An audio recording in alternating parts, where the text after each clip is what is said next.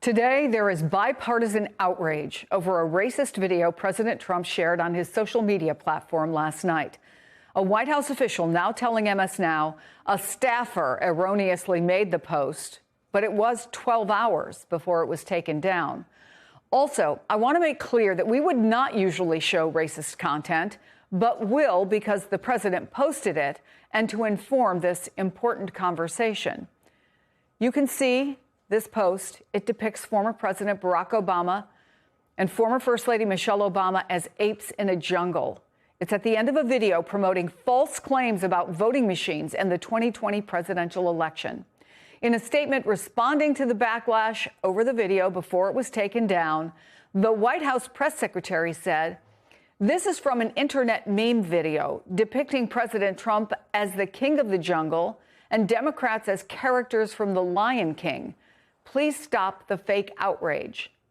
None of the rest of that video is included in what Trump posted, only the Obamas.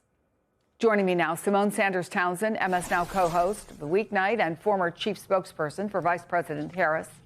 Eugene Daniels, MS Now senior Washington correspondent and co-host of The Weekend.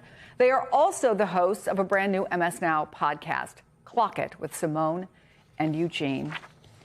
Simone, as a former communications director, what do you make of the White House statement? Chris, they think we haven't seen The Lion King. There are no apes in The Lion King. There's not one ape. There's a baboon, Rafiki. He is actually central to the story, but there's not one ape in the movie. So let's just be for real right now. There's not an ape in The Lion King. So I would have never put out a statement like that. The one time somebody thought the person I worked for did say something that was racist and inhumane, I went to my principal and encouraged the principal to apologize and explain to them why what they said was problematic, okay? So Eugene, I cannot grasp this. This is the last thing I'll say. It is not racist because it is offensive. It is offensive because it is inherently racist. The trope about depicting black people as animals goes all the way back to white Europeans looking for a justification for colonization and the enslavement of African people.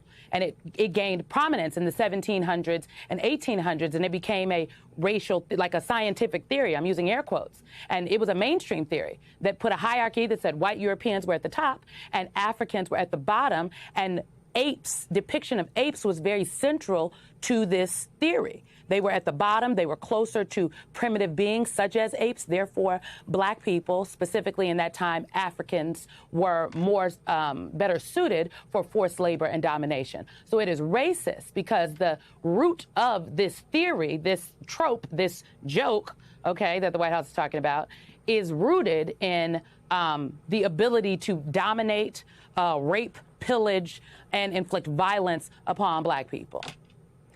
I will say, Eugene, that this post is being condemned from both sides of the aisle, including Republican Senator Tim Scott saying it's the most racist thing he's seen out of this White House. The implication, of course, is that it's not the only racist thing he's seen out of this White House. But I wonder if you think there is some line with this that has been crossed. And by the way, the posts that have been racist in the past have been posted on official government accounts. These are not individuals within the government who are posting things on their private accounts. I'm sorry, Eugene, go ahead. No, that is a really important point, because that means that we all paid them to post a racist thing on the internet, right? That is a really important point. You're right. We're hearing from Tim Scott. We're hearing from Mike Lawler, some Republicans who have issues with this. Tim Scott, of course, being the only black senator on the Republican side, and being someone who has been close-ish to this White House. But I will also say this is who Donald Trump is, right? And I think The Republican Party has to accept that. We as journalists have to accept that. The American people have to accept that. The world has to accept that. This is a man who spent money to take out a full-page ad calling for the execution of 5 black and brown men. Now the exonerated 5. This is someone who spent months and years saying that Barack Obama was not born here, that the racist trope about this, this interloper who doesn't belong here, who is someone who is not a part of the American experiment, the first black president of this country. That's what he spent his time doing. So this is the idea from this White House that this was an accident, the idea that this was just a meme that was posted. This is who Donald Trump is. And even if it is true that a staffer posted it, right? Well, I think we all have a lot of questions about that. If it's true that a staffer posted it, this person believed that it represented the thoughts and the feelings of the president in which that they serve. And that says a lot, that they thought it would be okay. It was up for 12 hours because they do not care. They think it is okay to be racist and treat black and brown people terribly in order to, quote unquote, own the libs. And I think we just have to be really honest about what that means, because it means it's a lot about where we are as a country and how we're going to operate the rest of this presidency and really the Republican Party moving forward. Well, let's talk about what else is happening right now, Simone. I mentioned this image of the Obamas was inside a video focused on false theories about election fraud in the 2020 election. Trump, of course, has come under fire for saying he wants to nationalize election in 15, he calls crooked states, because, quote, these people were brought to our country to vote and they vote illegally. What is Donald Trump trying to accomplish here? It is this, I'm sorry, I just have to say, it's the 6th day of Black History Month. This is too much. I just think we need a do-over. So this idea, first of all, I do think he is trying to steal the election. And I'm not talking about manipulating votes when I say that. I think I'm talking, so let's just be clear.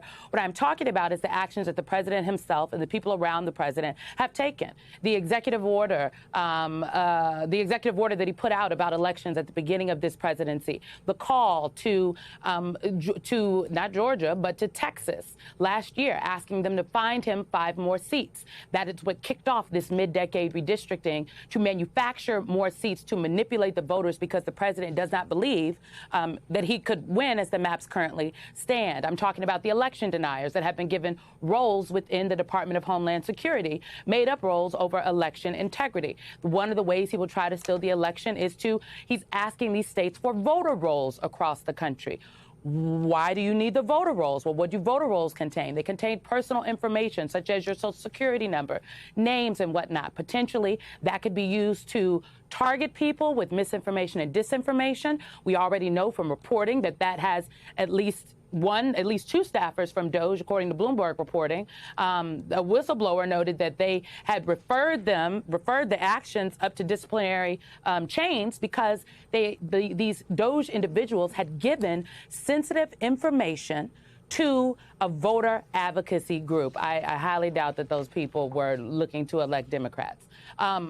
So the going in and seizing ballots out of Fulton County 6 years after the election was happening, if they're willing to do that for an election that happened 6 years ago, what do you think they're willing to do in the election coming up? So I think people should be very clear that the president is in fact trying to steal the election, and Democratic governors specifically have been warning about this. Governor Gretchen Whitmer, who is term limited in Michigan, she is the vice chair of the Democratic Governors Association, and I want to point people to an interview that she did with NPR where she talked about the real concerns that she and other governors have about what the Department of Homeland Security could do and how they could be used in this election coming up. So in my understanding with conversations with a number of different Democratic entities and lawyers is that Democrats are preparing for chaos before, during, and after this upcoming election.